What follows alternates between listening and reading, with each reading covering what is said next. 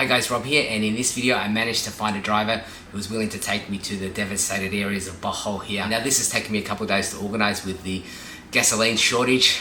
I haven't been able to get a driver willing to take me. Nonetheless, thank you Joseph for taking me on this journey. So this was the path we took to get to Ubay, basically to the other side of Bohol. We stopped off at a few places like Loboc to see the damage there. We checked out a few tourist spots on the way.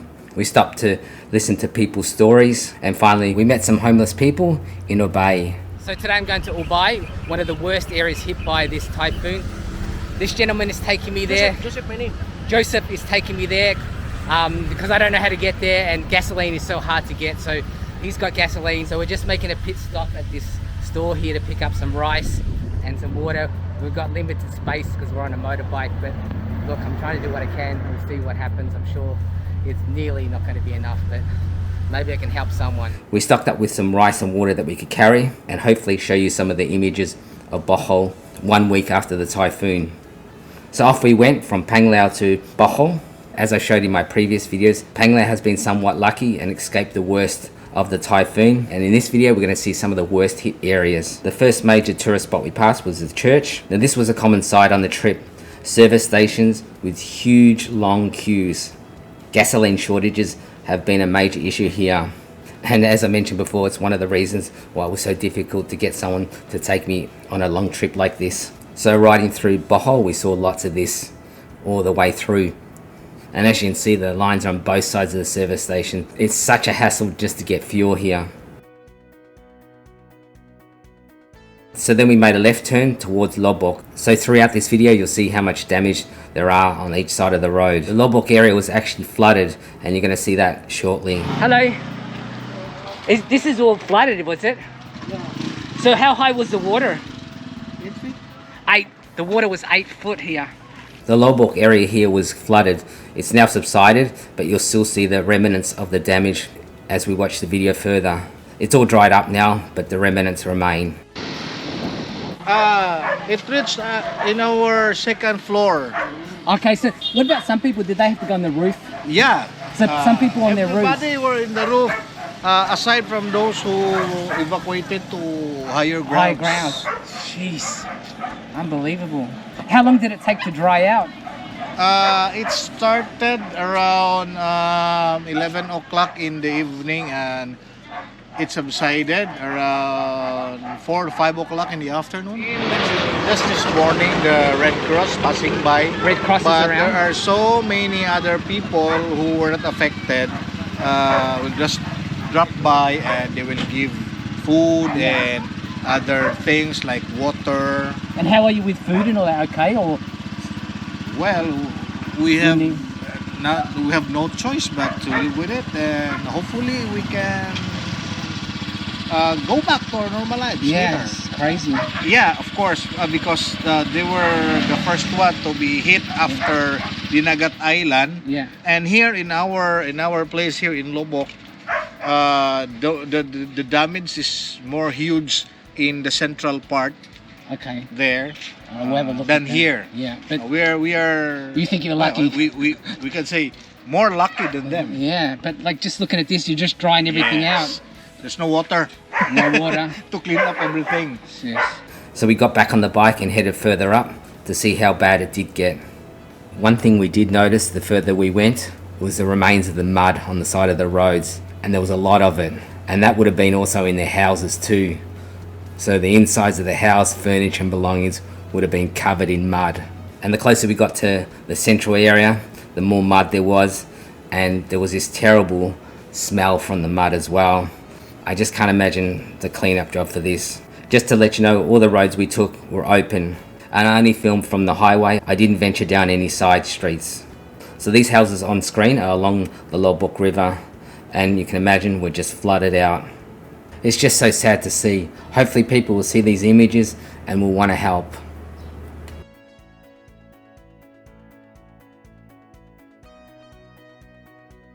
If you've done the day tour of Bohol, you'll know this place. So behind me is the Loboc River, and you can see where the river boats are all smashed.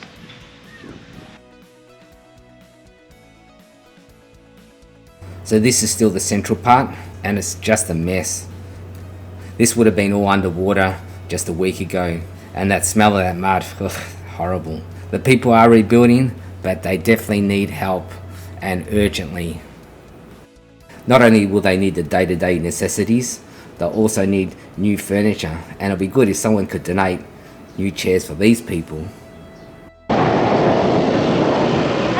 So this is where you would pick up those river boats along Loboc River. There's one half sunk in the water there, and that's the area where you'd get on the boats. So by the Loboc River, this was flooded second floor. Like how high on that? 2 stories high. Up to the roof? Just before the roof? So it was just below the roof line there. The water was at that level from the Loboc River. Look at all this. You can see all the debris up in the tree.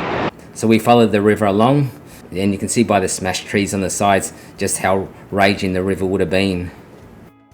Is that the hanging bridge? Yeah, hanging bridge going there. Okay, this is where the hanging bridge was. You can see it maybe better here with the smashed trees along the river. The road continued and took us to the man-made forest. There was a little bit of damage here, but it wasn't too bad. In case you're wondering, at this centre anyway, these little guys all survived. They got over 100 of them. They said none died in this typhoon. Then we headed up to the Chocolate Hills. The Chocolate Hills are one of the most iconic tourist spots in Bohol. So with the Chocolate Hills, they've said that they're closed today. Apparently it's going to open tomorrow. The damage is not that bad, but they want to fix it all before they allow or accept tourists. So you can buy souvenirs still. The next town was Carmen. Looking from the highway, there was some damage, but not really bad, particularly compared to what we're going to see later on in the video. But there's definitely a lot of work to be done here.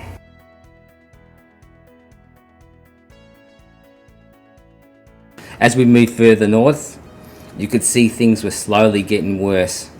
You could see this easily with the foliage. I definitely had a more ominous feeling of what was coming, and I knew I was heading into something bad.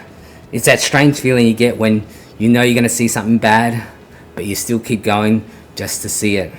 It's just like at a crash site where you slow down to see it, even though you shouldn't really. The highway was taking us deeper and deeper into Bohol. There were parts we passed that were not so built up, and we passed through little towns. Some houses were okay, some houses had lost their roofs, and while others had substantial damage. It was just totally random. Of the trees that were still standing, there wasn't much left of them. Being in the typhoon, the wind, the rain, the howling of the wind, it would have been just a nightmare. Once we reached this town, we were starving. There was only bread to buy, but that was enough. Dagohoy. Despite all the hardships, they were still operating. And this town was hit pretty hard, and it was the worst I'd seen so far. While Loboc had more damage from the flooding, this area was more structural damage from the typhoon's powerful winds. What's the name of this town? Sorry? What's the name of this town? Mahayag. Mahayab. Yes. And you've lost your roof? Yo. Is there any charities or something coming here yet? No. How can people help you? No, we are helping ourselves now. Okay. Is there anything like people can do? Uh, What do you need most? for now, we need food. Food. And can you buy food? Yes, somewhere there are foods, But you have no money now. but the problem, we don't have money and we don't have anything. So they've lost their house, the money, they got no money, they need food. So these people need help. I'm gonna help out a little if I can. Oh my God, thank you so much. This can help us. It's only little, but everything helps, right? Good luck. Yeah, thank you so much, sir. Alright, take care. As we moved on, the destruction just got worse and worse. More debris, lines were down. It was just heartbreaking to see. This was the next town of San Miguel, and it didn't look very good at all. The next town was Trinidad, Looking around, this town was pretty beat up. These northern towns were more in the path of the typhoon. Then we headed left to Ubay. The highway to the town was just littered with damage all the way along. It was a confronting sight. And obviously, as you can see, this area is in desperate need of help. And here we are coming into town. And for those who aren't familiar with the situation in Bohol, there's no power on the entire island. The streets were still littered with debris on the sides. So we're helping out. We're going to distribute the rice and the water to people here who need it. So the food and water was gone in seconds. There's a lot of people in need here, and it's not in a good state. The big charity groups have not set up as yet, and it's going to be a long road to recovery here. So whatever you can do, if you can please help, they desperately need it. People still need help, right? So these people who've lost their houses are living in here. There's about, they said about 50 families in there. How many? 50 families? Yeah, 50. I know. Or 200 people. I know how people evacuate here. So there's about 200 people in here. I think 212, 11. So there's over 200 plus people living in here. My God. They've all lost their houses and living in... All their houses is gone. Both destroyed. destroyed for the... We accept groceries. So you need groceries, food, yeah, water. Because we don't have any money. No money. No money to buy. All things. So all of you have lost your houses. Though your houses over there. Yes. Are you all at different houses? Yes. All right. Thank you. Merry Christmas. Where's mine? Where's mine? Merry Christmas. Oh yeah, okay. Where's mine? From there and there. All destroyed. Yeah. Not yet. Red Cross hasn't come. No government assistance yet. Still waiting. Maybe they have planned, but now. Not yet. Hopefully now you'll see how desperate some people are here, and they really need your help.